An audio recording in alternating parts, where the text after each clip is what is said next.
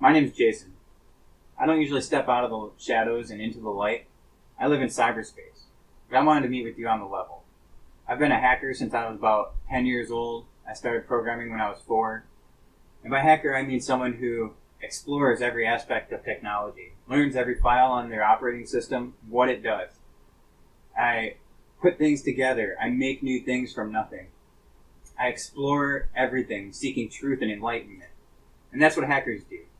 Crackers are the ones who break into systems. And I had a brief foray in that while I was young because I was ethically unevolved. I was a youthful, angstful, rebellious child with a high intellect that the school system shunned because I was bored. I want to meet with you on the level and tell you that our country has a serious problem, and we're about to make a very drastic choice. One between Hugh Hefner and Dr. Evil.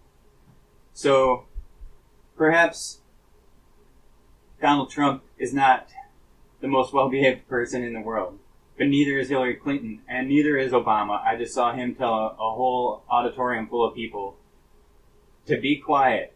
He told them they needed to listen to him. We've been listening, and in 2008, I voted for Obama. I wanted Hillary. I voted for her in the primary. I thought we were ready for a woman president, and we are. And we were ready for a black president. And we were proud as a country to see how far we've come. And he promised change. And it's not the change that we were looking for when we made that choice. In 2011, the Arab Spring started. And Obama played a very direct role in the killing of Gaddafi. And then he went on campaign for a year and a half. Like, hey, that's done. Let's go on vacation. I got this Obamacare thing going. Gaddafi's dead. Let's go. Vacation, kick it in Hawaii, do whatever. Play some golf. On 9/11, 2012, 11th anniversary of 9/11, Christopher Stevens had to go to Benghazi. He was the only person who could have put Tripoli and Benghazi and Libya back together into one solid piece. When he got there, there were only Libyans guarding our U.S. embassy, American soil, like your backyard. Shortly thereafter, a coordinated attack began, vicious, with RPGs and everything. And I was watching live streams. If I'm watching live streams, how come our government couldn't get there, couldn't do anything to save him? I have my ideas, but I won't go into that. He died after 6 hours in a safe room, suffocated by smoke, intentionally set to cause him mortal harm. Hillary got 600 emails during that time period and did not call for a response. In fact, there was a stand down. All of our embassies on the 11th anniversary of 9/11 in the Mediterranean crescent, in the Eastern European part, in the Middle Eastern part, in the North African part, we're basically in stand-down vacation mode.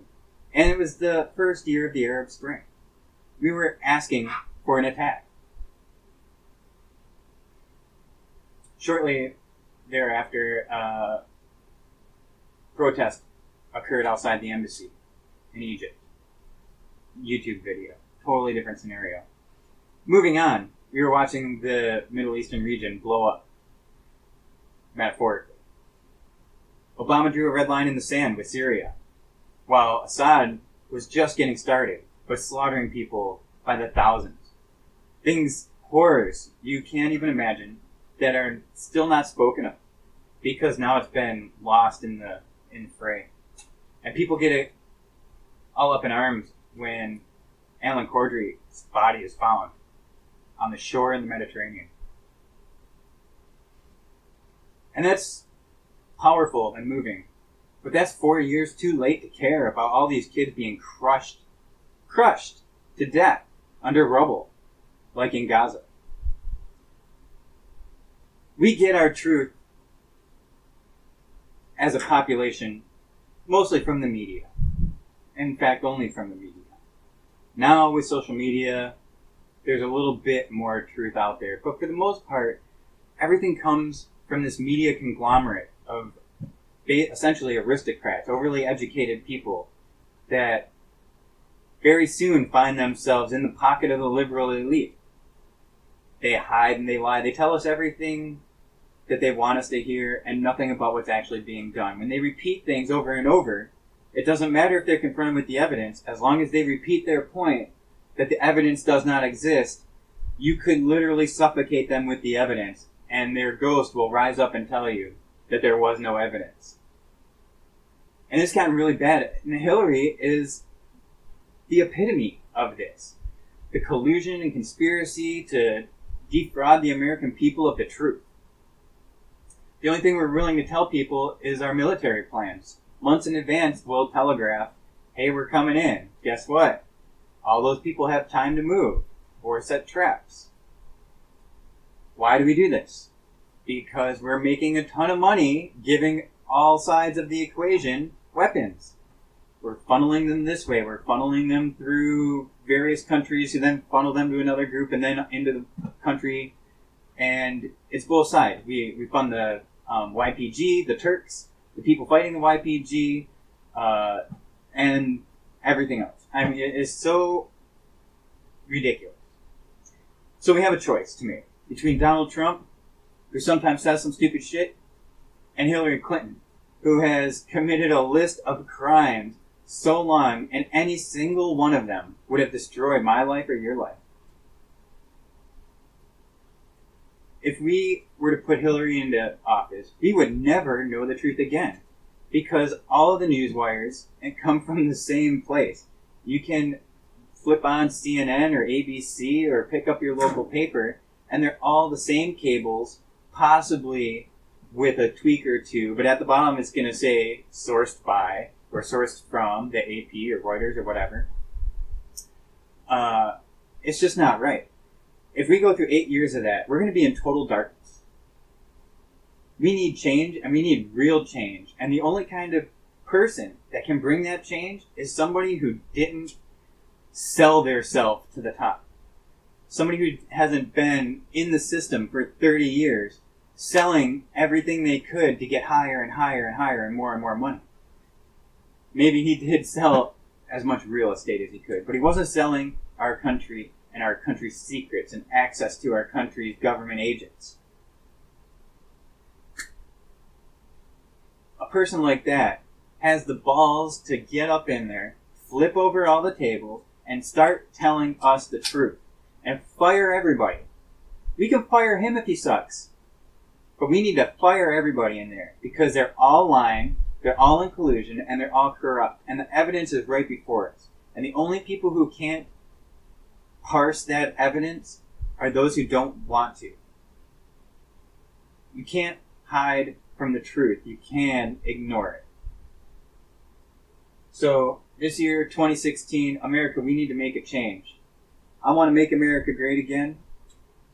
I know the truth. I live in cyberspace. I find the truth. I connect all the dots. And you want to know something? You want to know what Make America Great means? This hat and the one they sent me for free was made in the USA. And it is quality. This is the best hat I've owned in 20 years, maybe 30, since the last time I bought a Detroit Tigers fitted cap. It's a just fabulously made product. I can't even explain it. I mean, look, it's even, made in the USA. It's got this little thing to keep it standing up. It's thick, it's not going to rip. Feels tight. So I just want to tell you, Detroit, Michigan, and the United States, we need to make this change. It's not too late.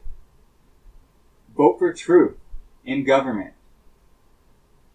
And please, keep the United States in the light.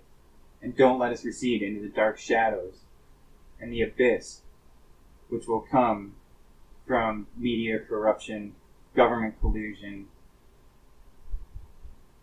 and just a lack of pride in America. Thanks for listening.